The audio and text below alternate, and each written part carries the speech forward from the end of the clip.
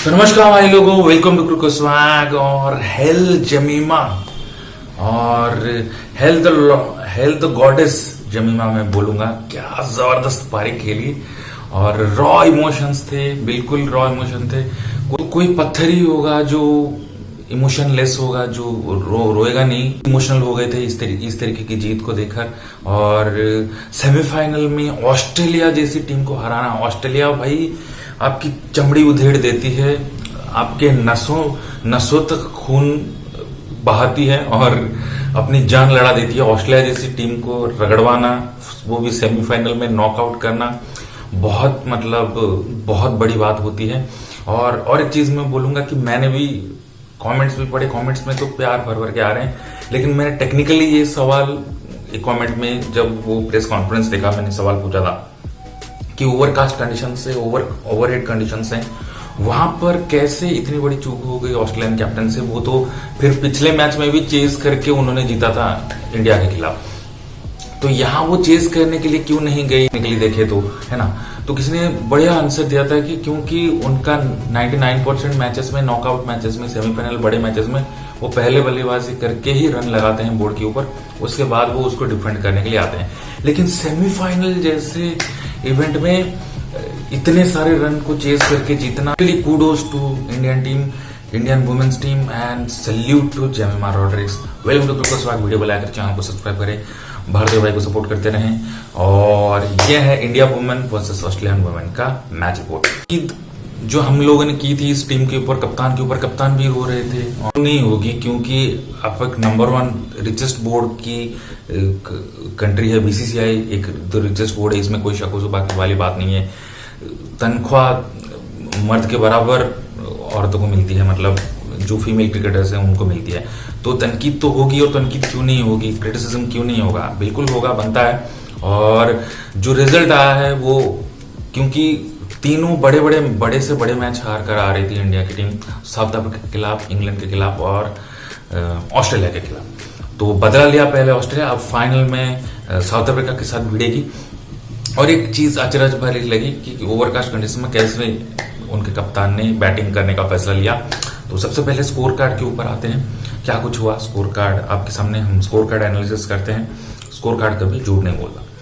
तो सबसे पहले ऑस्ट्रेलियन वुमेन बल्लेबाजी करने के लिए, जिस तरीके से कैचेस छूट रहे थे, मेंशन करना पड़ेगा, वो भी एक गुस्सा करने वाली बात होती है, क्योंकि इतने सारे कैचेस अगर आप छोड़ते हो तो मैच से आप वैसे ही बाहर हो जाते हो। उस ऊपर से मिस फील्डिंग अलग से लग जाएंगे घोड़े भाई फाइनल में। तो फील्डिंग के ऊपर आप समझौता नहीं कर सकते। फील्डिंग एक ऐसी चीज है जिसको आप सुधार सकते हो, है ना। इतनी इजी डॉली कैचेस छोड़ रहे थे, कीपर भी कैचेस मिस कर रहा था। और एक चीज मैंने पिछले वीडियो में मेंशन किया था कि 100 के ऊपर से स्ट्राइक रेट के ऊपर खेलने की कोशिश करो। सभी लोग अगर बोलेंगे कि मैं 90 बॉल खेलकर 80 बनाऊंगा, 100 खेलकर 80 बनाऊंगा, इस तरीके, मतलब 100 खेलकर 85 ऐसे काम नहीं बनने वाला, ऐसे काम बिगड़ जाएगा, है ना। तो बात करने वाली जो बात है कि वो यही है कि कोई एक पर्सन जो है वो अगर 100 के नीचे से या फिर क्लोज टू 100 के स्ट्राइक रेट से खेलेगा तो चलेगा, लेकिन बाकी सबको मार मोर के ठोक पीट के खेलना पड़ेगा, क्योंकि क्रिकेट आजकल इसी तरीके से चलती है। हर इंसान अगर बोलेगा कि हम 100 खेलकर 90 बनाएंगे, 50 में 40 बनाएंगे, तो काम ऐसे नहीं चलेगा। प्रतिका रावल अच्छा है, चली गई, वो भी बीच में बहुत डॉट बॉल परसेंटेज खेल रही थी। हरलीन देओल का भी यही है, उसको निकाल दिया, बहुत अच्छा किया। हिली जो थी 15 गेंद पर 5 रन बनाकर एक स्लो मिक्सअप गेंद पर क्रांति गौड़ का शिकार बनी। लिचफील्ड का कैच टपकाया हमारे कप्तान हरमनप्रीत कौर ने, क्या हाल हुआ आप देख सकते हो। सेंचुरी मार गई वो 93 गेंदों पर 119 रनों की स्ट्राइक रेट देखो, 127 का। हमारे कोई भी 127 की स्ट्राइक रेट से नहीं खेला, बशर्ते जो कम रन बनाए।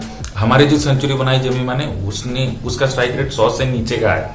तो देख लो, तो कुछ टॉकिंग पॉइंट्स हैं जिस पर काम करने की जरूरत है इंडिया की टीम को। नहीं करोगे तो आगे चलकर प्रॉब्लम्स आएंगी। लिचफील्ड 93 गेंदों पर 119 रन आउट हो गए थे। चरनी ने उनको आउट किया बाद में चल के, लेकिन एलिस पेरी और एक विकेट के बाद जब जो पार्टनरशिप लगी, आप देख सकते हो पहला विकेट 25 रन पर जरूर गिरा, दूसरा विकेट 180 रन पर गिरा। मतलब एक पेरी ने भी बहुत जबरदस्त पारी खेली, 88 गेंदों पर 87 रनों की, 6 चौके 2 छक्के। बीएल मुनी उसके बाद आउट हो गई, बीच में जरूर आई थी, लेकिन तब तक लगभग शाम का समय हो गया था, लेकिन अच्छे सिचुएशन में डाल दिया था पेरी और लिचफील्ड ने। सदरलैंड 6 गेंदों में 3 रन, उसके बाद विकेट थोड़े से 2 विकेट जल्दी गिरे, लेकिन गार्डनर ने एकदम गार्डन संभाल के रखा। 45 गेंदों में 63 रन। देखो स्ट्राइक रेट देखो 140 का। हमारे भी इस तरीके से खेलने चाहिए बड़े मैच में, नहीं तो जीत नहीं पाओगे। फिर भी मैं दाद दूंगा ऑस्ट्रेलिया की टीम को, उन्होंने बहुत अच्छा खेल खेला यहाँ पर। वो 2 कैचेस 3 कैचेस जो बीच में छूट गए, उसी की वजह से ऑस्ट्रेलिया पीछे हो गई। Taking nothing away again from the Indian side. Sutherland आए 6 गेंदों में 3 रन, उनका भी विकेट चर्नी ने लिया। गार्डनर तो मैंने बोला रन आउट हो गई, वो रन आउट बहुत बड़ा टर्निंग पॉइंट था, उसकी वजह से थोड़ा सा पीछे रह गई, लेकिन 3.5 नहीं तो 350 के ऊपर चली जाती ऑस्ट्रेलिया की टीम। मैग्राथ 7 ओवर पर 7 गेंदों में 22 रन, 2 चौके। गार्थ 17 गेंदों में 17 रन, वो भी रन आउट हो गई, वो भी अच्छे मूड में लग रही थी, लेकिन बाकी के 2 बॉलर्स थे, लास्ट के विकेट चटका दिए इंडिया ने और ऑल आउट करवा दिया ऑस्ट्रेलिया की टीम को। ऑल आउट करके भी जीता, ये भी एक बहुत बड़ी उपलब्धि है। हिस्ट्री तो क्रिएट किया ही। 338 रन बनाई ऑस्ट्रेलिया की टीम। गेंदबाजी पर नजर डाले तो रेणुका सिंह 8 ओवर 39 गेंद, उनको 2 ओवर क्यों रखा हुआ था, स्पिनर से क्यों करवा रहे थे मुझे समझ नहीं आया, लेकिन चलो ऑल आउट हो गई इंडिया ऑस्ट्रेलिया की टीम, तो ज्यादा कुछ नहीं कह सकते।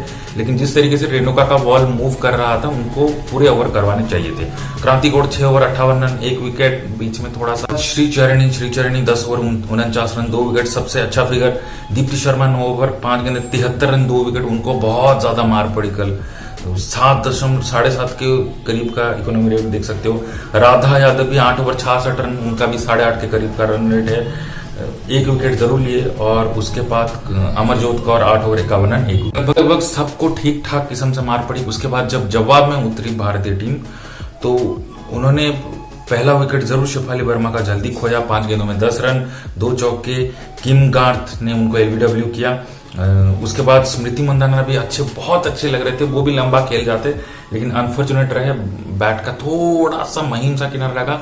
उनका रिएक्शन भी ऐसा था जैसे कुछ हुआ ही ना हो, लेकिन थर्ड अंपायर में वो पकड़ ली गई। तो उस वक्त पर इंडिया बहुत गहरी संकट की सिचुएशन में था। उसमें संकट मोचक बनकर उतरे जमीमा रॉड्रिक्स और कप्तान हरमनप्रीत कौर। दोनों के बीच में साझेदारी कितनी हुई आप देख सकते हो। 59 रन पर 2 विकेट गिरा, 226 रनों की, मतलब 175 के करीब 177 रनों की साझेदारी हुई जमीमा रॉड्रिक्स और हरमनप्रीत कौर की। हरमनप्रीत कौर ने 88 गेंदों पर 89 रन बनाए, शतक वो भी डिजर्व करते थे, लेकिन एक लूज शॉट मारकर जब थोड़ा सा टायर्डनेस झलका, जब वो आउट हो गई। जमीमा रॉड्रिक्स को भी यहाँ पर मैं थोड़ा सा ब्लेम करूंगा, क्योंकि वो डॉट बॉल बीच में इतनी सारा खेल गई कि वो बाउंड्री का प्रेशर बन रहा था, क्योंकि रिक्वायर्ड रेट चढ़ रहा था 8 के करीब, एक वक्त पर 9 के करीब भी जा रहा था। अच्छा हुआ कि बाउंड्रीज मार ली हरमनप्रीत कौर ने, तो रिक्वायर्ड रेट डाउन हो गया थोड़ा सा। एक वक्त में तो वो जो स्पिनर आ रही थी, उनके गेंद पर कैच छूटा रॉड्रिक्स का, वो सबसे क्रूशियल कैच था। वहां पर अगर वो कैच वो पकड़ लेती, उनकी कीपर हिली, तो वहां पर एलिसा हिली, तो वहां पर शायद इंडिया संकट में आ सकती थी। वो जो लूज शॉट मार दिया था, हरमनप्रीत कौर ने फिर थोड़ा सा शांत किया। और एंजाइटी इश्यूज हैं, वो भी प्रेस कॉन्फ्रेंस में जमीमा ने स्वीकार किया था। दीप्ति शर्मा 17 गेंदों में 24 रन, थोड़ा सा टेक ऑन करके किया कल। तो मैंने जैसे बोला कि एंकर कोई एक ही खेल सकता है, बाकी सबको मार के ही खेलना पड़ेगा, नहीं तो काम नहीं चलने वाला। उसके बाद ऋचा घोष भी आई, वो भी 162 की स्ट्राइक रेट से टेक ऑन किया। 16 गेंदों में 26 रन, 2 चौके 2 छक्के, लेकिन रॉड्रिक्स ने मेक श्योर किया कि वो एक एंड खींच करके रखे।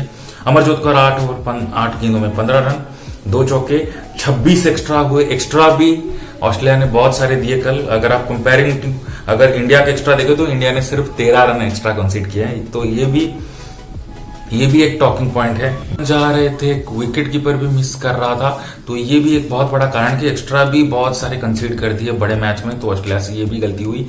और जमीमा रॉड्रिक्स का वो भी एक लड्डू कैच था जो वहां पर छोड़ा, उनका नाम मुझे नहीं पता किसने छोड़ा, लेकिन वो कैच भी अगर हो लगा तब भी इंडिया सख्ते में आ जाती। और जमीमा रॉड्रिक्स अंत तक टिके रहे, इसीलिए मैच निकाल कर ले गए ऑस्ट्रेलिया की तरफ से।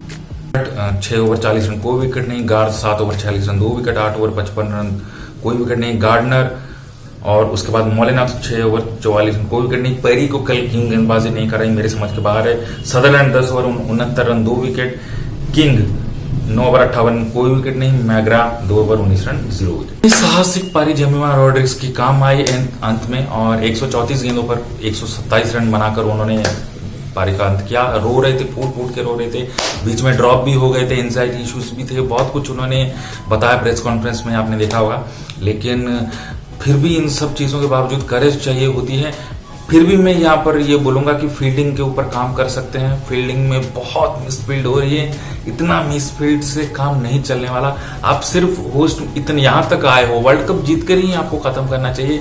इतने सारे नेगेटिव पॉइंट्स लेकर आप जीत नहीं सकते। वो तो बैटिंग आपकी क्लिक कर गई, आप इसीलिए जीत गए, नहीं तो फील्डिंग आपकी बुरी है, फील्ड प्लेसमेंट्स भी बुरे हैं, कवर में आप हटा रहे हो, क्रूशियल मोमेंट्स में बाउंड्रीज लीक हो रही हैं, उन पर काम करना बेहद आवश्यक है, नहीं तो काम खराब हो जाएगा।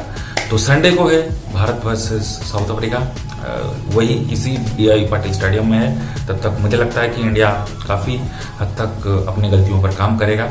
और आज भारत और ऑस्ट्रेलिया के मैच का मतलब बीच का दूसरा T20I मैच में है, मेलबर्न में है, वहां पर भी बारिश का साया है। अब बारिश ही खेल रही है इनके साथ, क्या कुछ होगा उसका भी हम अपडेट डाल दिया करेंगे। ये एनालिसिस आपको कैसे लगा कमेंट करके बता सकते हैं। वीडियो को लाइक करें, चैनल को सब्सक्राइब और भारतीय भाई को सपोर्ट करते रहें, वीडियो को हाइप जरूर करें। वीडियो देखने के लिए आपका बहुत बहुत शुक्रिया। मिलते हैं फिर, good afternoon, bye bye, see you, take care, love you.